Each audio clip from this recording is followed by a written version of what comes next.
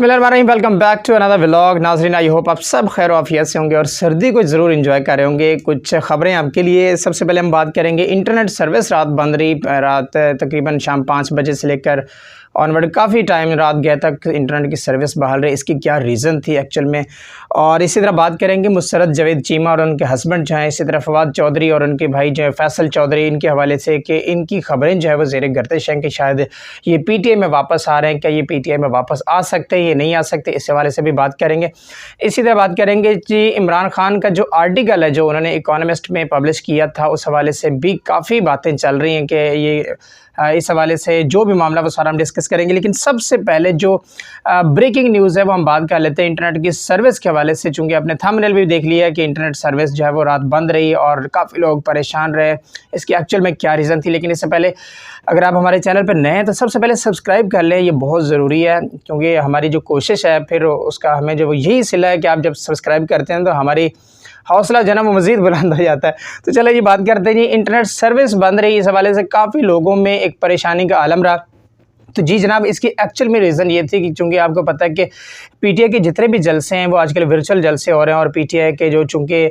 जितने भी जलसे हैं उनको टीवीज़ पर इधर उधर जो है वो नशरियात उनके हवाले से काफ़ी पाबंदियों का सामना था, जिस वजह से पीटीआई हमेशा से अगर वर्चुअल फंड रेजिंग की बात करें या कोई भी कंपेन की बात करें तो अपनी सारी कंपेन उनकी सोशल मीडिया की ज़ीनत बनी रहती है, और उनकी जो कंपेन्स हैं वो सारी सोशल मीडिया पर ही चलती हैं। तो रात भी कुछ ऐसा ही हुआ हमेशा की तरह। जैसे पीटीआई जो है वो पहले जब वर्चुअल फंड रेजिंग का जो है वो उनका मामला होता है या इस तरह से फंड रेजिंग इमरान खान की जानिब से आती है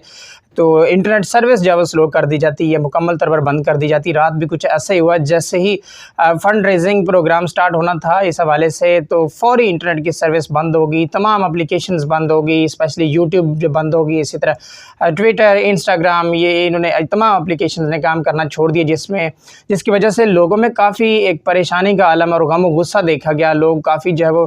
गुस्से में दिखाई दिए कि और लोग ये बातें करने लग गए कि शायद ये गवर्नमेंट ऑफ पाकिस्तान जो है वो जो अबूरी हुकूमत है शायद इनकी ये साजिश है, और जिस तरह से ये हमेशा से करते आ रहे हैं और जिस तरह से इमरान खान की जो अवाम है, जो पीटीआई के जो कारकुनान हैं, उनकी जानिब से शदीद गम और गुस्से का जो है वो इजहार किया गया। लेकिन इसके बावजूद जो है वो बेसिकली देखा जाए तो मेरे ख्याल से ऐसा नहीं होना चाहिए। अगर ऐसा हुआ भी है तो क्योंकि आपको पता है कि अगर इंटरनेट सर्विस बंद कर दी भी जाती है तो फिर भी मेरे ख्याल से जो वर्चुअल फंड रेजिंग प्रोग्राम था वो तो रिकॉर्ड हो जाना था और दुनिया तक आवाज़ उसकी पहुंच जानी थी। तो मेरे ख्याल से इससे कोई फ़ायदा नहीं हुआ जो अगर हुकूमत की जानिब से ऐसा हुआ भी है तो। लेकिन इसका नुकसान बहुत ज़्यादा हुआ है। नुकसान ये हुआ कि हमारी जो मुल्क की मईशत है जो कि पहले ही उसका बेड़ा गर्क हो गया, और मुल्क की मईशत किस सिचुएशन से गुज़र रही है और किस सिचुएशन से पब्लिक गुज़र रहे, आवाम गुज़र रहे हैं।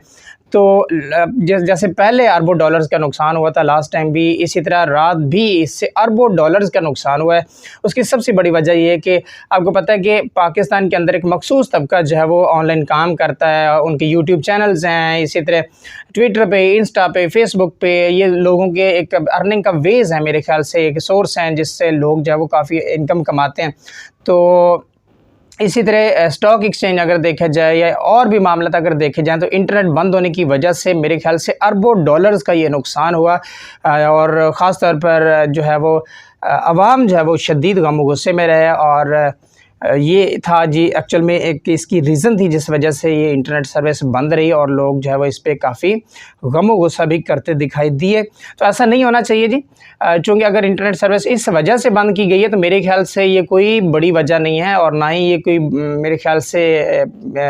पीटीआई के जो जलसा है या फंड रेजिंग प्रोग्राम है रोकने का सबब बन सकती है। इसके बावजूद लोगों ने इसमें भरपूर हिस्सा लिया और लोगों ने फंड रेजिंग की और लोगों ने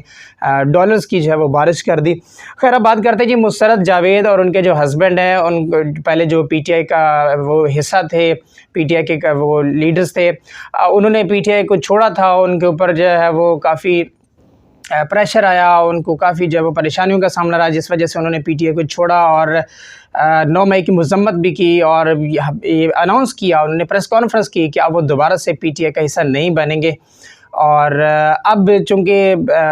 اور کافی عرصہ وہ روپوش بھی رہے، وہ کافی منظر عام سے غائب رہے، لیکن اب چونکہ ان کو ٹکٹ مل چکا ہے مسرت جاوید چیمہ اور ان کے جو ہسبینڈ ہیں،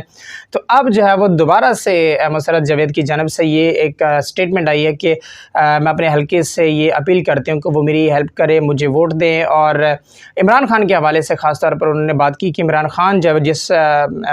مسائل سے گزرے یا گزر رہے ہیں تو میں ان کی حمایت کرتی ہوں، سپورٹ کرتی ہوں۔ تو کہیں نہ کہیں یہ لگتا ہے کہ مسرت جاوید جو ہے وہ ابھی بھی عمران خان کے ساتھ ٹکٹ کی خواہ ہیں اور عمران خان کے ساتھ شمولیت چاہتی ہیں، لیکن اب یہ دیکھنا ہوگا کہ ان کو یہ ٹکٹ ملتی ہے یا نہیں ملتی ہے۔ اور ساتھ ہی ساتھ اگر بات کی جائے جو سیکٹری اطلاعات ہیں رؤف حسن، انہوں نے کل پریس کانفرنس کی، انہوں نے بھی یہ کہا اور بیرسٹر گور نے بھی یہ کہا کہ فواد چودھری اور ان کے بھائی جو ہیں فیصل چودھری، ان سمیت جس بندے نے بھی پی ٹی آئی کے خلاف پریس کانفرنس کی تھی اور جس نے باقاعدہ طور پر اعلان کیا تھا کہ پی ٹی آئی اور 9 مئی کی مذمت کی اور وہ پی ٹی آئی کو چھوڑ گئے تھے، اب ان کو دوبارہ پی ٹی آئی میں شمولیت نہیں ملے گی۔ لیکن یہ بھی ایک المیہ ہے، یہ بھی ایک ایشو ہے تھوڑا پی ٹی آئی کے لیے بھی مسئلہ ہو سکتا ہے، چونکہ پی ٹی آئی کے جو سینئر کارکنان ہیں، سینئر جو لیڈرشپ ہے، ان کو کافی کے کاغذات نامزدگی مسترد ہو گئے۔ بے شک انہوں نے اپنے ٹریبیونل میں اپنی جو اپلیکیشنز ہیں، اپیلیں ہیں، وہ دائر کر رکھی ہیں، لیکن خیر دیکھنا ہوگا کہ اگر ان کو ٹکٹس جب وہ نہیں ملتی ہیں تو پھر ان کا جو وہاں پہ جو کینڈیڈیٹس ہیں جس حلقے سے جو سینئر لیڈرشپ کی جو کاغذات نامزدگی مسترد ہوئے ہیں، وہاں پہ جو دوسرے لیڈرز آتے ہیں یا دوسرے جو وہاں پہ کینڈیڈیٹس آتے ہیں، ان کا سٹیٹس کیا ہے، کیا وہ لائم لائٹ ہے، ان کی فیمس ہیں، یا یہ بھی ایک بڑا ایشو ہو سکتا ہے پی ٹی آئی کے لیے۔ جیسے کہ جیلم سے اگر مثال لی جائے تو جیلم کے حلقہ سے کوئی بھی پی ٹی آئی کی جانب سے کوئی بڑا ٹکٹ ہولڈر جو ہے وہ نہیں ہے، نہ ہی صوبائی اسمبلی کے لیے، نہ ہی کوئی قومی اسمبلی کے لیے۔ اور اس کی بڑی وجہ یہ ہے کہ چونکہ جیلم سے جتنے بھی کینڈیڈیٹس تھے تمام کے کاغذات، خاص طور پر جو سینئر لیڈرشپ تھی، ان کے کاغذات جو ہے وہ نامزدگی مسترد ہو گئے۔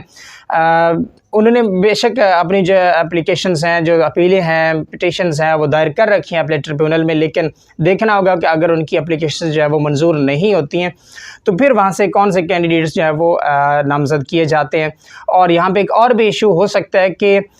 رؤف حسن نے اپنا بیرسٹر گور صاحب نے یہ بھی اعلان کر دیا کہ وہ 8 جنوری تک اس کا باضابطہ طور پر فائنلائز کر دیں گے، حتمی فیصلہ دے دیں گے کہ کون کون سے کینڈیڈیٹس جو ہے وہ پی ٹی آئی کی جانب سے نامزد ہو چکے ہیں۔ لیکن ہاں، اس میں ایشو کیا ہو سکتا ہے کہ جو پی ٹی آئی کی جو نامزد کینڈیڈیٹس ہوں گے 8 جنوری کے بعد، ان کے خلاف بھی کریک ڈاؤن ہو سکتا ہے۔ تو یہ ایک تھوڑا سا ایک ان کے لیے ایشو ہو سکتا ہے، جو کینڈیڈیٹس 8 جنوری کے بعد نامزد ہوتے ہیں بیرسٹر گور صاحب کی جانب سے۔ تو اب ہم بات کر لیتے جی عمران خان کا جو آرٹیکل ہے، جو کہ اکانومسٹ میں ایک انٹرنیشنل جریدہ ہے، دنیا کا سب سے بڑا انٹرنیشنل جریدہ، وہاں پہ پبلش ہوا۔ اس حوالے سے کافی باتیں چل رہی ہیں کہ عمران خان کا یہ جو آرٹیکل تھا یہ عمران خان نے خود نہیں لکھا، یہ شاید اس کی ریزن یہ بھی ہے کہ چونکہ جتنے بھی وکلاء پی ٹی آئی کے جاتے ہیں، بیرسٹر گور سمیت جتنے بھی اور وکلاء ہیں، جب بھی وہ جیل میں جاتے ہیں، ڈالا جیل میں عمران خان سے ملاقات کے لیے، تو ان کی باقاعدہ طور پر تلاشی لی جاتی ہے، ان کے پاس کوئی کاغذات وغیرہ دیکھے جاتے ہیں، کوئی اس طرح کی کوئی چیزیں تو نہیں ہیں۔ اور جب وہ واپس آتے ہیں دن بھی ان کی تلاشی لی جاتی ہے۔ تو یہ کہا جا رہا ہے کہ یہ چہ میں گوئیاں چل رہی ہیں، باتیں چل رہی ہیں کہ یہ جو آرٹیکل تھا عمران خان نے خود نہیں لکھا، ایسا کوئی بھی پیپر نہیں تھا جو عمران خان نے جیل سے نکالا ہو یا ان کے وکلاء لے کے آئے ہوں۔ تو خیر یہ ایک بہت بڑا سوالیہ نشان ہے، ایک بہت بڑا سپاٹ بھی ہے اکانومسٹ جریدہ، جو کہ انٹرنیشنل جریدہ ہے۔ اور یہ بھی کہا جا رہا ہے کہ شاید انٹرنیشنل جریدہ جو اکانومسٹ ہے، ان کو یہ پیسے دے کے، ڈالرز دے کے شاید ان کے پیپر میں یہ اس کو جو ہے پبلش کیا گیا۔ تو خیر اگر اس قسم کا کوئی ہوگا، اس میں سچائی ہوگی، تو شاید انٹرنیشنل جریدہ اکانومسٹ جو ہے وہ اس حوالے سے ان کی جو اتھارٹیز ہیں وہ اس کے خلاف ایکشن بھی لے سکتے ہیں کہ ان پر اس طرح کے جو ایلیگیشنز ہیں وہ بے بنیاد ہیں، یا جو بھی سچائی ہے اس کے خلاف جو ہے وہ ہو سکتا ہے وہ اس پہ بات بھی کریں، انٹرنیشنل جریدہ کی جانب سے ایکشن بھی ہو سکتا ہے۔ تو خیر دوسری طرف یہ بھی باتیں چل رہی کہ شاید یہ جو یہ جو آرٹیکل ہے یہ شاید جیل حکام کی ملی بھگت سے عمران خان نے لکھا ہے، یا وہاں سے یہ لیک ہوا اور باہر گیا اور یہ پبلش ہوا۔ خیر اس میں کتنی سچائی ہے، اپنی رائے کے ذرا کامنٹ سیکشن میں دیجیے۔ اور سب سے امپورٹنٹ بات ایک اور بھی ذہن میں رکھ لیں کہ ہمارے چینل کو سبسکرائب کر لیں، یہ بہت ضروری ہے، کیونکہ اس سے ہماری حوصلہ افزائی ہوتی ہے اور مزید ہم محنت کرتے اسٹرگل کرتے ہیں۔ تو انٹل نیکسٹ ٹائم مجھے اجازت دیجیے اور اللہ حافظ۔